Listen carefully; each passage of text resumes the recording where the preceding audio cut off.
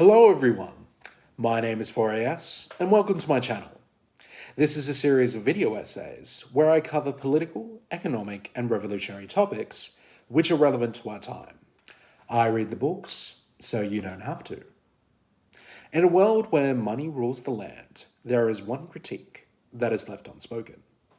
Integrity leads to innovation. Innovation leads to inequity. Inequity leads to insanity. Join me as we explore the four eyes of capitalism. If this is your first time here, consider subscribing for more content in the future. Now, let's jump right in. It's fair to say that in comparison to 200 years ago, at least in a wealthy Western country like Australia, we have it pretty well off. A majority of us have a roof over our heads.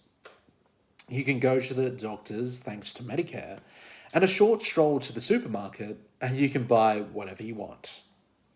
That's why, without even thinking about it, it's pretty common for people to refer to themselves as middle class as a default. But when you think about it, it's a simple heuristics, a shorthand, and has a vague meaning that not many people question. And imagine you're asking, well, 4AS, should I be questioning it? Well, yes. Middle class is a divisive tool to divvy up what Marx would call the proletarian class from others who work for a salary or wage like them. In order to really dig deep as to why you should be questioning the usefulness of the term middle class, we have to dive into the lesser-known first draft of the Communist Manifesto by Fredrick Engels.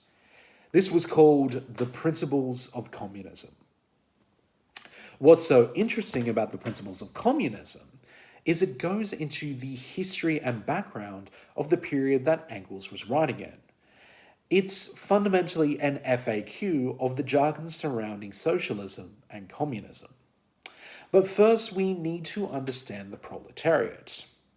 The proletariat were the working class during the 19th century that Engels was writing in.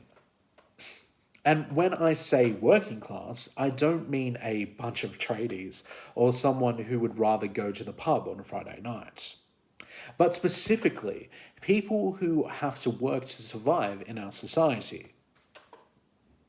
The proletariat is that class in society which derives its means of livelihood solely and exclusively from the sale of its labour, and not from profit due to investment of capital. It is that class of people whose fate, whose life and death, and whose very existence depends upon the presence of a demand for labour. It is dependent, therefore, on the vicissitudes of prosperous or bad business periods, and on the fluctuations caused by unrestrained competition.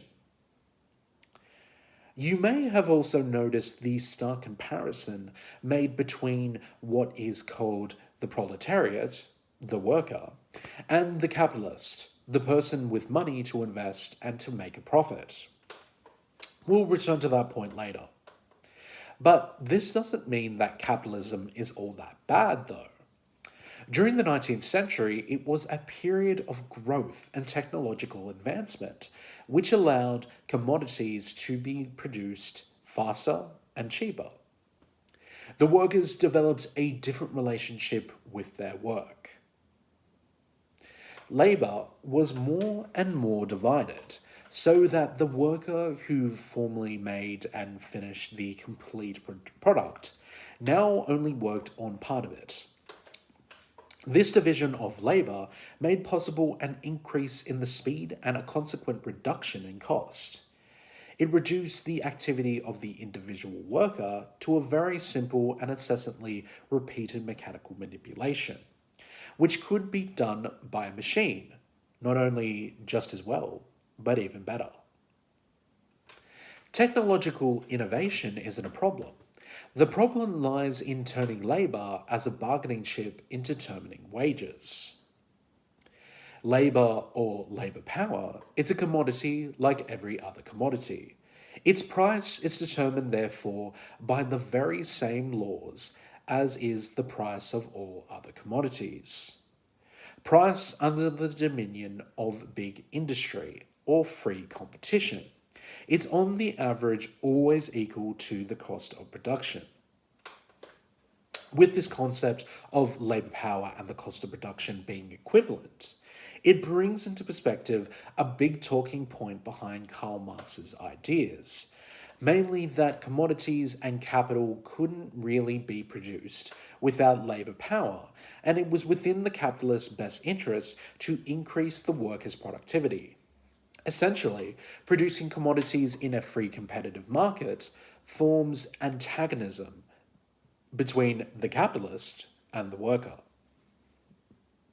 Engels makes this antagonism clear when he discusses the differences between the artisan and the proletariat. The worker in the period of manufacture, from the 16th century to the 18th century, was almost everywhere in possession of his instruments of production. His loom, spinning wheels for his family, a little piece of land that he cultivated in his spare hours. The proletarian does not possess any of these things. The worker in the period of manufacture lived for the most part in the country and in a more or less patriarchal relation with his landlord or employer. The proletarian lives, as is the rule, in the large cities and his relations to his employer as mere money relations. An artisan had their tools. They were skilled workers who performed their services from start to finish. Whereas the proletarian worked on a part of the commodity, a cog in the machine, that produced the commodity within the factory. Effectively, there had been a trade-off due to the rise of the Industrial Revolution. Commodities were far more easily made. The labour time in order to construct products had been significantly reduced. Reduced at the expense of the agency of the worker. It's from this perspective we can understand Marx's terms such as class consciousness, where workers would realise this lack of agency and that the owners of the factories may not have their best interests at heart. Again, you might say, well, 4AS, that was back in Marx and Lenin's time. That has no relevance now. Well, my good friend, it may seem that way, but you might have a different perspective after reading The Jungle by Upton Sinclair. Upton Sinclair was a journalist, a muckraker, whose most famous book exposed the poor working conditions in the packing houses in Chicago in the early 1900s. Sure, it was a novel written in 1906, and Jurgis, the protagonist of the novel, and his Lithuanian family do not exist, but this journalism exposed some working class concerns that are pretty common today. Then he read him the deed. They would have to renew the insurance every year. They would have to pay the taxes, about $10 a year. They would have to pay the water tax, about $6 a year. Jurgis silently resolved to shut off the hydrant. This, besides the interest and the monthly installments, would be all unless, by chance, the city would decide to put in a sewer or relay a sidewalk. Yes, said the agent. This would have to. They would have to have these, whether they wanted them or not, if the city said so. The sewer would cost them $22, and the sidewalk $15 if it were wood, $25 if it was cement. Then Jurgis went home. It was a relief to know the worst at least. This was a period that was over 100 years ago, but we are talking about families who struggle to pay insurance, struggle to pay the basic amenities governments place upon them, and struggle to pay the principal and interest on their mortgage. Nothing much has changed.